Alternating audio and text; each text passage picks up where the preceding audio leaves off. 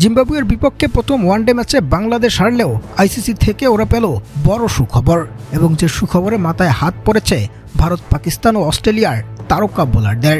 নতুন র্যাঙ্কিংয়ে বাজিমাত করে যেন ইতিহাস লেখলেন বাংলার স্পিড স্টার নাহিদ রানা। প্রদর্শক, জিম্বাবুয়ের বিপক্ষে প্রথম ওয়ানডে ম্যাচে বাংলাদেশ হারলেও ওদের মাত্র 141 রানে অল আউট করে থামিয়ে দেওয়ার পথে বল হাতে অগ্নিঝরা বোলিং করেছেন নাহিদ রানা। নিজের কোটার পূর্ণ 10 ওভার বোলিং করে খরচ করেছেন মোটে মাত্র 21 রান, সেই সাথে তুলে নিয়েছেন 6টা উইকেট, যেটা টাইগারদের পেস বোলিংয়ের ইতিহাসে সর্বোচ্চ একটা ম্যাচের রেকর্ড। যদিও এর আগে মাশরাফি, রুবেল হোসেন কিংবা রিশাদরা এক ম্যাচে 6টি করে উইকেট পকেটে ভরিয়ে রাখলেও ওদের চেয়ে রান খরচে অনেকাংশই কম ছিলেন টাইগার এই স্পিড স্টার। আর জিম্বাবুয়ের বিপক্ষে যদিও ব্যাটারদের ভরাডুবিতে জেতা হয়নি বাংলাদেশের, তবে আইসিসির নতুন র্যাঙ্কিংয়ে নাহিদের উন্নতিটা হয়েছে 17 ধাপ।